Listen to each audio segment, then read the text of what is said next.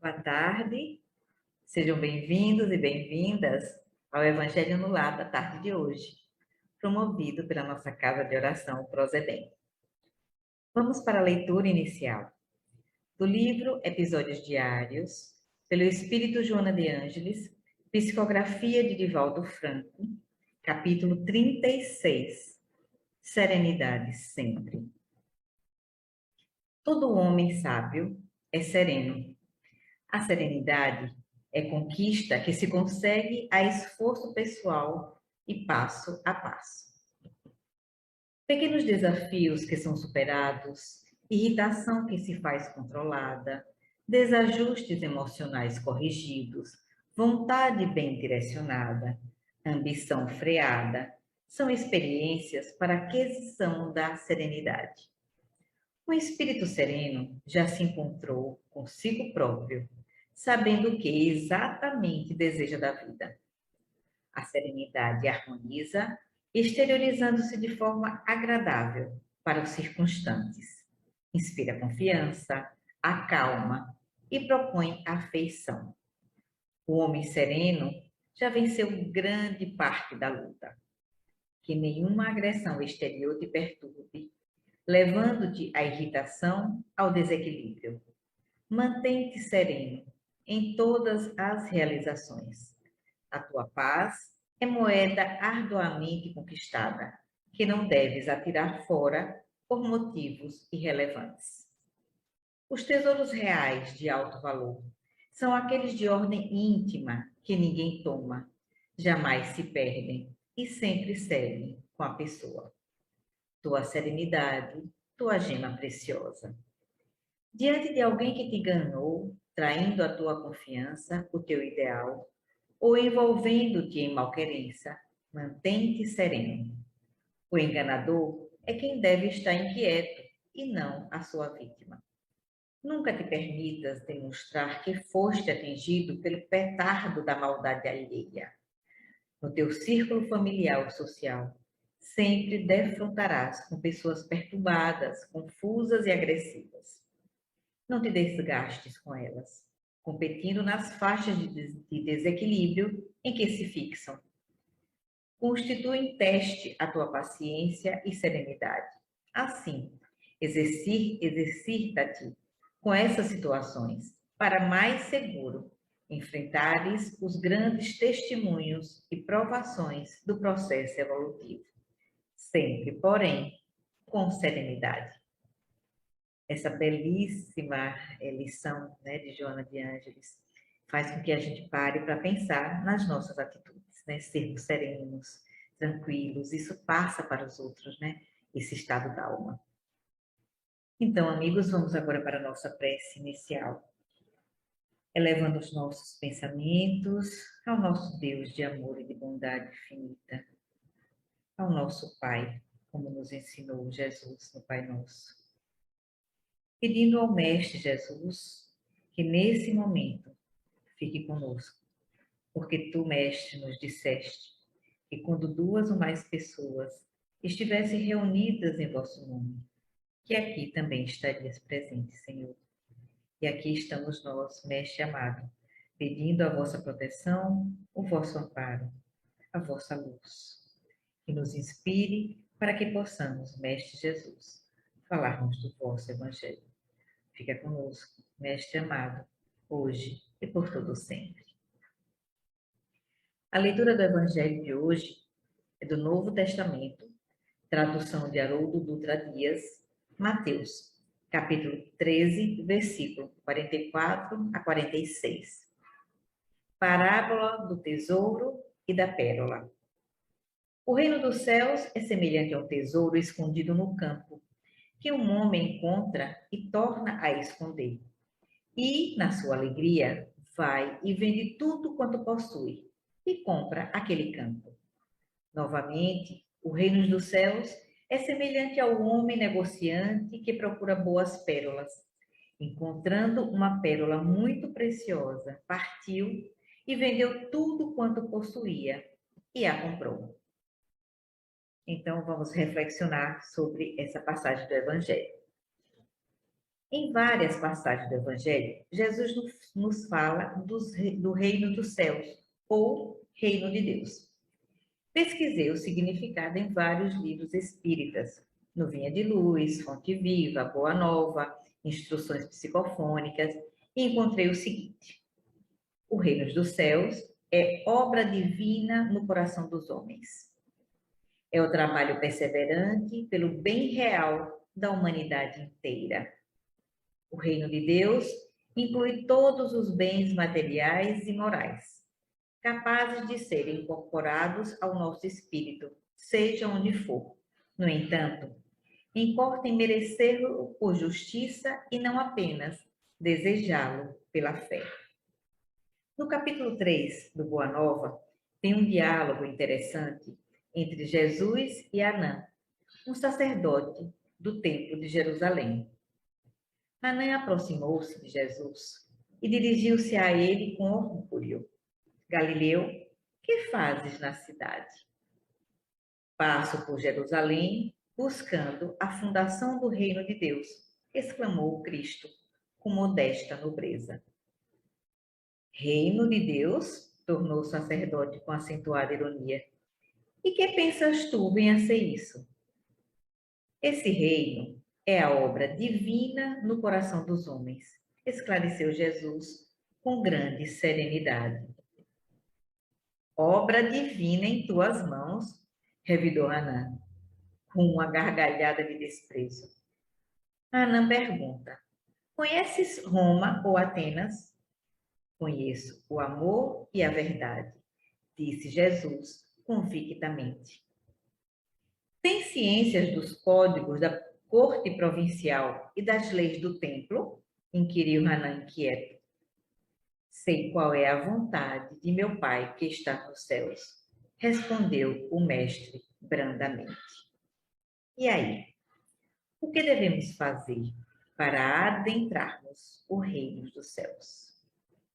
Os evangelhos nos ensinam que o reino dos céus se conquista com as boas obras. Sendo assim, esse reino está aberto aos pobres de espírito, aos mansos e humildes de coração, aos pacíficos e pacificadores, aos misericordiosos, enfim, a todos que fizerem a vontade de Deus. E como vamos saber qual é a vontade de Deus? A vontade de Deus está impressa na nossa consciência, através das leis divinas ou naturais. E a lei de justiça, amor e caridade engloba todas as leis morais.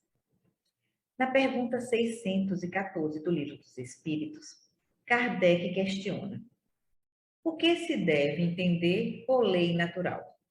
Resposta: a resposta dos Espíritos, né? A lei natural é a lei de Deus. É a única necessária à felicidade do homem. Ela lhe indica o que ele deve fazer ou não fazer.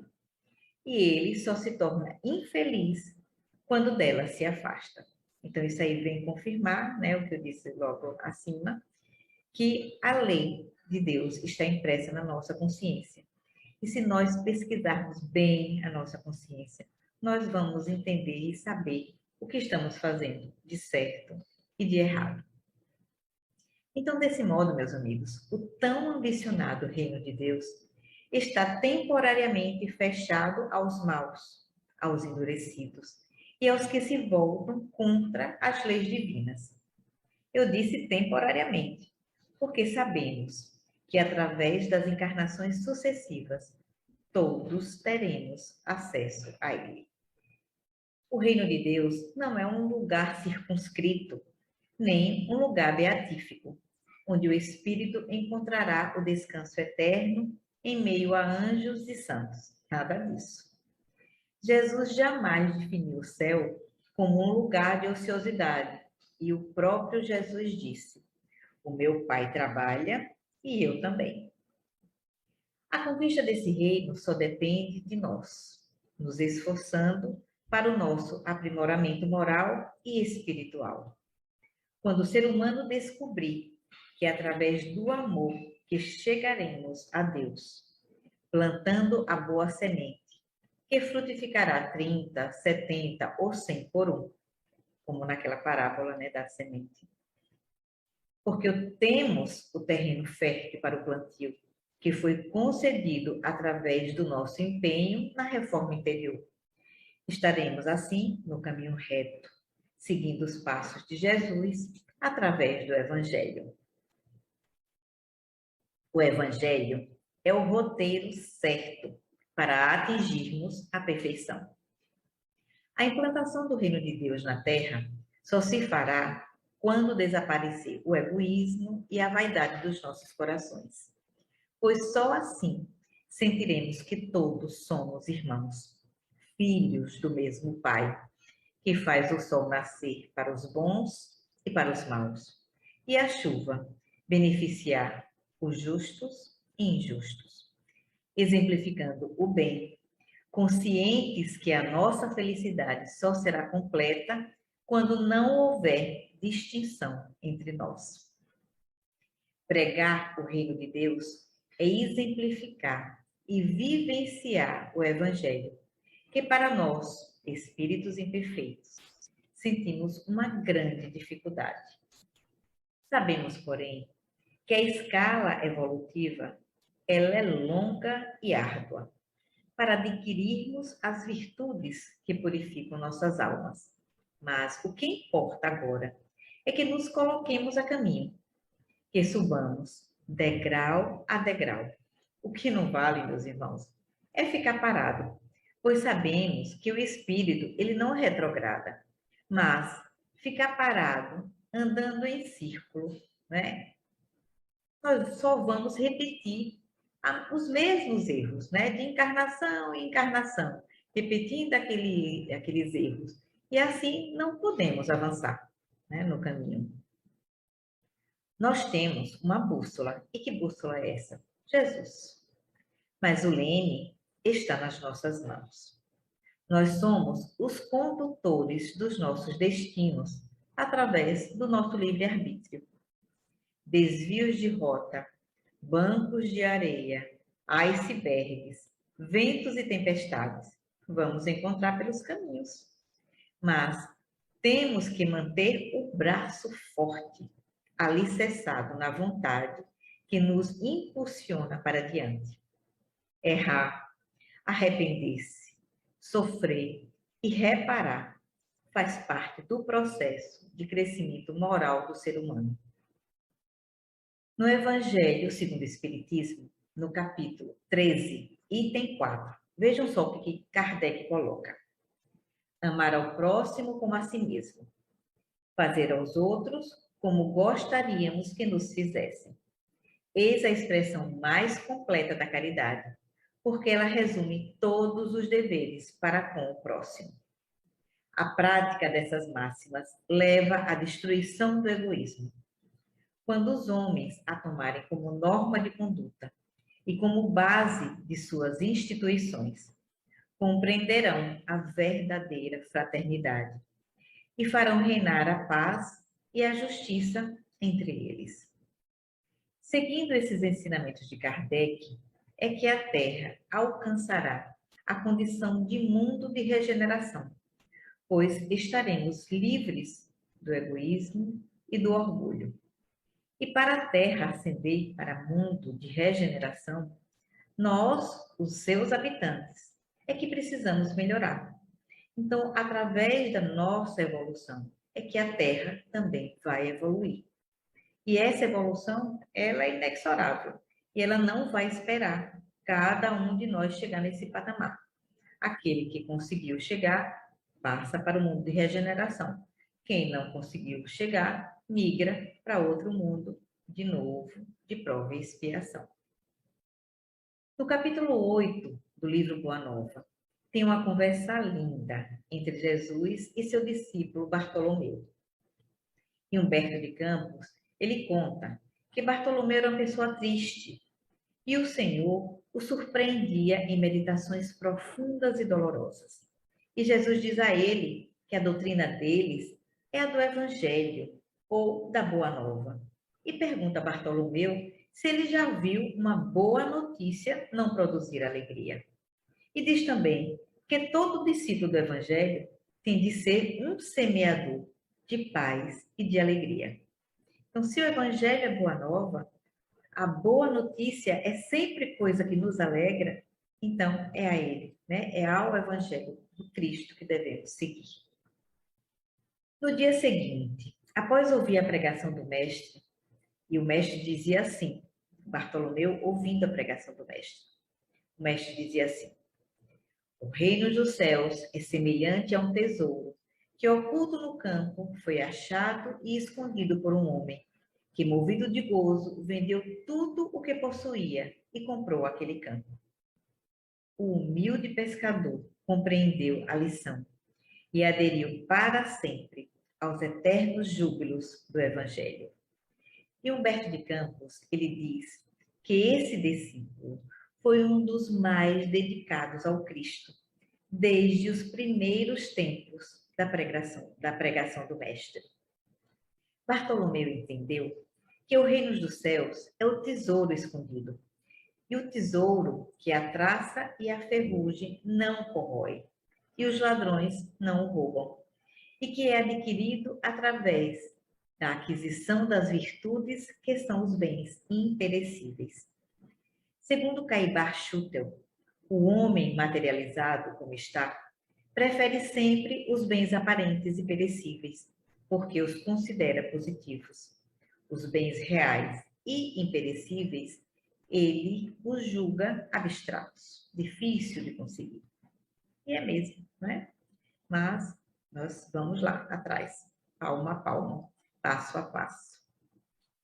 A parábola do tesouro escondido é significativa, minha gente, e digna de meditação. O ser humano físico morre e fica sem seus bens. O ser espiritual permanece para a vida eterna. E o tesouro do céu, que ele adquiriu, é de sua posse permanente. Realmente, para alcançar o reino dos céus, é necessário viver muitas existências, aprimorando os nossos espíritos e diminuindo a distância que nos separa de Deus, que, sendo Pai de justiça e de amor, ama todas as suas criaturas com o mesmo desvelo e a mesma dedicação. Então, nós nunca estaremos sós. Temos sempre Deus conosco. Jesus que não deixará nenhuma das suas ovelhas se perderem. Então, vamos agradecer. Agradecer ao Pai, agradecer ao Mestre Jesus pela oportunidade que nos dá de nos melhorarmos sempre. Quero agradecer a vocês a presença. Obrigada pela companhia. E vamos para a nossa prece final. Querido Mestre Jesus, é com muita alegria, Mestre amado, que fizemos essa reflexão do vosso Evangelho, esse Evangelho de luz e de amor, e que nos traz uma grande consolação através da doutrina espírita. Que os benfeitores da nossa casa de oração, que os nossos guias espirituais, os nossos guias protetores, os espíritos amigos, sempre se acerquem de nós para nos ajudar a progredirmos, a conquistarmos as virtudes necessárias para chegarmos ao reino de Deus. Que Jesus nos abençoe hoje, amanhã e para o todo sempre. Que assim seja. Obrigada, gente, pela companhia.